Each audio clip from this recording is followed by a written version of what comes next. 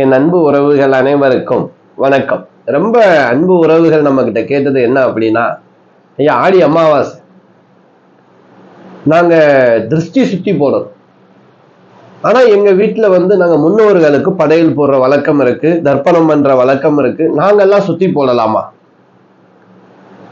அப்படின்னும் ரொம்ப கேள்விகள். சரி, நம்ம ஒரு வீடியோவா கொடுக்கலாமே, ஏன்னா நல்ல விஷயம் தானே, மக்கள் எதிர்பார்க்கக்கூடிய விஷயம்.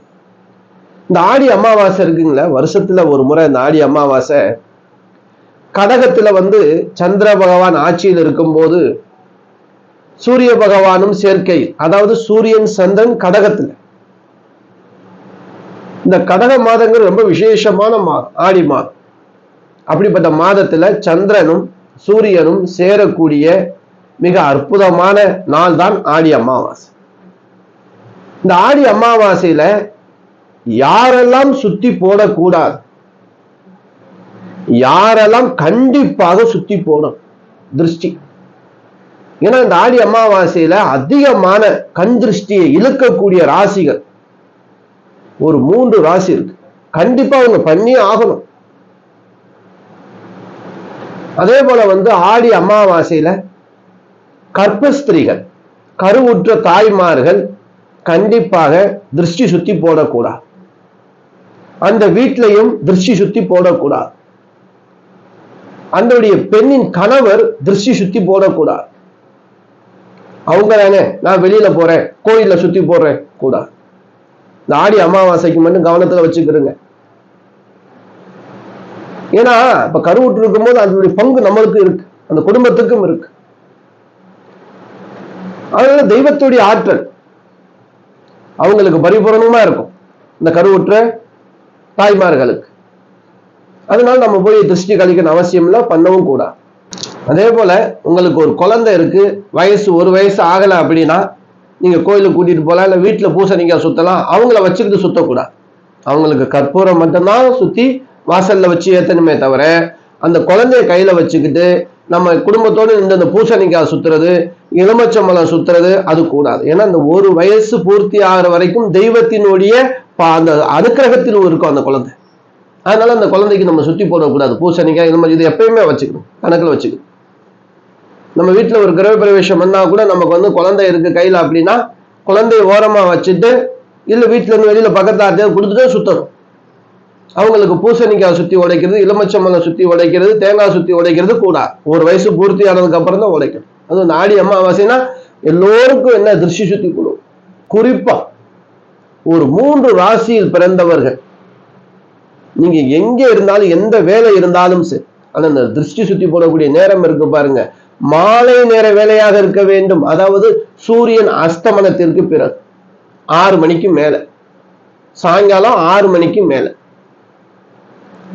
அப்படி கடகராசியில் பிறந்த அன்பு உறவுகள் கண்டிப்பாக சுத்தி போடுங்க. ஏன் அப்படின்னா இது நீர் ராசி. எப்பவுமே இந்த ஆடி அமாவாசையில இந்த ராசிக்கு மிகப்பெரிய திருஷ்டி தோஷம் ஏற்படும். உடல் சோர்வு, மன சோர்வு, கண் திருஷ்டி, மன குழப்பம் ஒரு நாளைக்கு முன்னாடி ஆரம்பிச்சிடும். அப்ப நம்ம என்ன செய்யணும், ஆடி அமாவாசையில மாலை நேரத்துல போய் கோவில்ல சுத்தி போடலாம். ஏன்னா கோவில்ல பெரும்பாலும் சுத்தி போடுவாங்க. எல்லா அங்காளம்மன் கோவில், முனீஸ்வரன் கோவில், பத்ரகாளி அம்மன் கோவில், கருப்பன் கோவில், ஐயனார் கோவில், இப்படின்னு உங்க ஊர் பக்கத்துல எங்கேயாவது சுத்தி போட்டா கண்டிப்பா சுத்தி போட்டுக்கிறது இல்லையாங்க. அந்த வழக்கம்லாம் இல்லாம திரிசூலம் இருக்கா இங்க சொருகுறாங்க அப்படின்னா நீங்க தலையை சுத்தி இங்க எலுமிச்சம்பழம் சொரிக்க. எலுமிச்சம்பழம், தேங்காய் மெயினா சுத்தி போடுது. வீட்டுல எல்லோரும் சேர்ந்து சுத்தி போடணும் அப்படின்னா 1 வயசு குழந்தை இருந்தா குழந்தை இருக்கிற வீட்டுல அவங்க குழந்தை வச்சுக்கிட்டு சுத்தாது, சரிங்களா? குழந்தை பக்கத்துல வீட்டுக்குள்ள கூட வச்சுட்டு நீங்க வெளியில் நின்று சுத்திக்கிறது. மாலை நேரம் தான் நமக்கு சுத்தி போடணும். மனிதர்களுக்கு சுத்தி போடக்கூடிய நேரம் என்ன, மாலை நேரம். இந்த ஆடி அமாவாசை சிலவங்க மதியத்துல காலையில சுத்தி போடலாம். முழுமையான அந்த கண் திருஷ்டி நிவர்த்தி ஆகணும் அப்படின்னா நமக்கு சூரிய அஸ்தமனம் ஆக வேண்டும். அப்படி சுத்தி போட்டு காலை அலம்பிட்டு வீட்டுல இருந்தா காலை அலம்பிட்டு வீட்டுக்குள்ள போகும். கோவிலா இருந்தாலும் சரி சுத்தி போட்டு வரும்போது காலை அலம்பிட்டு வீட்டுக்குள்ள போகும். கோயிலுக்கு போயிட்டு தலைக்கு தண்ணி ஊத்திடக்கூடாது. எப்படி கோயிலுக்கு போயிட்டு தலைக்கு தண்ணி ஊத்திடக்கூடாது. எங்கே நம்ம வெளியில போயிட்டு வந்தாலும் செப்பல் போட்டு வருவோம். அதனால என்ன செய்யணும், காலை அலம்பிடணும். காலை அலம்புறதுனால கோயிலுக்கு போயிட்டு வந்து ஏங்க காலை அலம்பணும், ஏங்க கால் நம்ம போற வர்றோம் எவ்வளவு தூசிகள் கிருமிகள்லாம் இருக்கும். காலை அலம்பிட்டு தான் வீட்டுக்குள்ள போனீங்கன்னா வீட்டுக்குள்ள குழந்தைகள் பெரியவங்க எல்லோருமே இருப்போம், வருவோம், போவோம். அதையும் நம்ம ஜாக்கிரதையா பார்த்துக்கிறோம். அதே போல இந்த ஆடி அமாவாசைக்கு ஒரு சக்தி வாய்ந்த ஒரு திருஷ்டி வழிமுறைகள் ஒண்ணு சொல்ல போறேன். இது ஒரு எலுமிச்சம்பழம் எடுத்துக்கிறேங்க. ஒரு எலுமிச்சம்பழத்தை அப்படி நம்ம நாலா கட் பண்ணு. நாலா கட் பண்ணி அந்த 4 துண்டு இருக்கு இல்லையா, அதுல சிவப்பு குங்குமம் தடவுங்க. அந்த சிவப்பு குங்குமம் தடவுன இடத்துல கல்லுப்பு ஒவ்வொரு பீஸா இருக்குங்க, ஒவ்வொரு பீஸ் எடுத்து அதுல அமுக்கி வைங்க. 4 துண்டுலையும் அந்த கல்லுப்புடைய துண்டு இருக்கும். அப்படி எடுத்து மொத்தமா சேர்த்து கையில வச்சுக்கிட்டு உங்க தலையை நீங்களே சுத்தி என்ன பண்ணுங்க, ஒரு துணியிலேயே ஒரு பேப்பர்லயே மடிச்சிருங்க. இந்த 4 ரோடு முச்சந்தி ஆள் நடமாட்டம் இல்லாத இடமா பார்த்துக்கிறது. அதனால ஊர் இருக்கு, பசங்க விளையாடக்கூடிய இடம், குழந்தைகள் இருக்கக்கூடிய இடத்துல எல்லாம் போடாதீங்க. இல்லைன்னா ஓரமா தூரமா எங்கேயாவது ஓடும் தண்ணீர், நல்ல தண்ணியில போடாதீங்க. ஓடும் தண்ணியில கடல்ல போடும். குடிக்கக்கூடிய நீர் குளம் ஆற்றுல போடாதீங்க. ஏன்னா அதெல்லாம் மக்கள் பயன்படுத்தக்கூடிய தண்ணி. எல்லோரும் போட்டோம்னா என்ன ஆகும், தண்ணி கெட்டு போயிடும். அதனால தண்ணியில போட சொன்னாங்கன்னு சொல்லி குடிக்கிற தண்ணியில போடுறது, கிணத்துல போடுறது, நல்ல குடிநீர் குளத்துல போடுறது, இதெல்லாம் இந்த மாதிரி செய்யக்கூடிய பூஜைகளுடைய பொருளை கண்டிப்பா போடாதீங்க. அது நல்ல பலன் தராது. கடல் நீர்ல போடுங்க.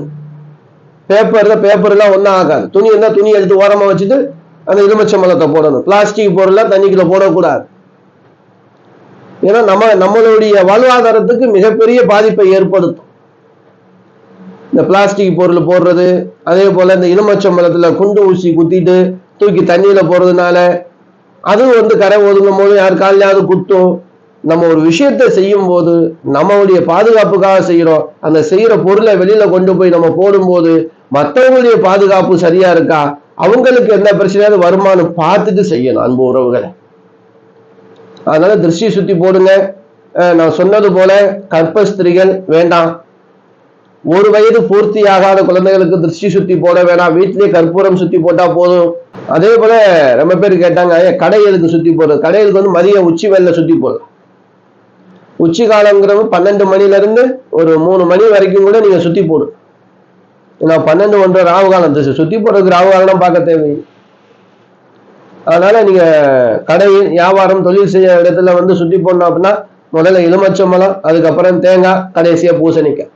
பூசணிக்காய் முன்னாடியே ஓட்டை போட்டு அதை காயின்ஸ் எல்லாம் போட்டு உடைப்பாங்க, அது தவறு. நல்ல மஞ்சள் குங்குமம் தடவி உடைச்சதுக்கு பிறகு அது மேல 2 காயின்ஸை போட்டு கொஞ்சம் குங்குமத்தை, சிவப்பு குங்குமத்தை மேல போட்டு வேண்டி பிரார்த்தனை பண்ணிடும். அவ்வளவுதான் போதுமான விஷயம். எல்லாம் போயிடும்.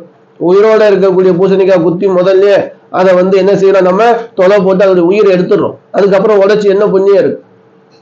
இந்த எலுமிச்சம்பழம் இருக்கு இல்லையா, எலுமிச்சம்பழம் கோழிக்கு சமம், தேங்காய் ஆட்டு கிடாய்க்கு சமம், பூசணிக்காய் எருமை கிடாய்க்கு சமம்.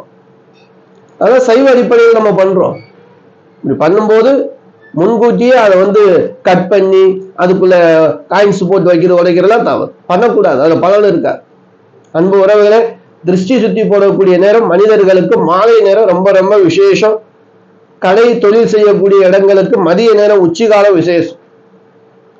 கண்டிப்பா இந்த வீடியோ உங்களுக்கு பயனுள்ள வீடியோவா இருக்கும். இந்த வீடியோ உங்களுக்கு பிடிச்சிருந்துச்சு அப்படின்னா உங்க உறவினர்கள், நண்பர்கள் எல்லோருக்கும் ஷேர் பண்ணுங்க. நம்ம சேனல் இது வரைக்கும் நீங்க சப்ஸ்கிரைப் பண்ணாம இருந்தா பண்ணி வச்சுக்கிறீங்க. அன்பு உறவுகளே, நமக்கிட்ட ஜாதகம், திருமண பொருத்தம், அனைத்து விதமான சுபகாரியங்களுக்கும் நாள் குறிக்கணும் அப்படின்னா ஸ்கிரீன்ல நம்பர் கொடுக்குறேன். நீங்க சென்னைக்குள்ளவே இருக்கீங்க அப்படின்னா நேரடியா நீங்க பார்க்கலாம். அமைந்தகரை சென்னை நகர் மெட்ரோ பக்கத்துல தாசில்தார் ஆபீஸ், கஜலட்சுமி காலனி தான் நம்ம இருக்கிற இடம். அந்த இடத்துல ஜோதி விநாயகர் ஆலயத்திற்கு பின்புறமா நம்மளுடைய ஆபீஸ் இருக்கு. கண்டிப்பா வாங்க. வரக்கூடிய நேரம் காலை 11 மணியிலிருந்து மதியம் 1 மணி வரைக்கும் நேரடியா பார்க்கலாம். அதற்கு மேல எல்லாம் ஆன்லைன் ஜாதகம் தான் நம்ம பார்க்கிறோம். அன்பு உறவுகளை வர்றச்ச பதிவு பண்ணிட்டு வாங்க. மீண்டும் ஒரு நல்ல வீடியோ சந்திக்கும் வரை நான் உங்கள் ஈஸ்வரன் சீதாராம ஜோதிடர். அனைத்து அன்பு உறவுகளுக்கும் வணக்கம்.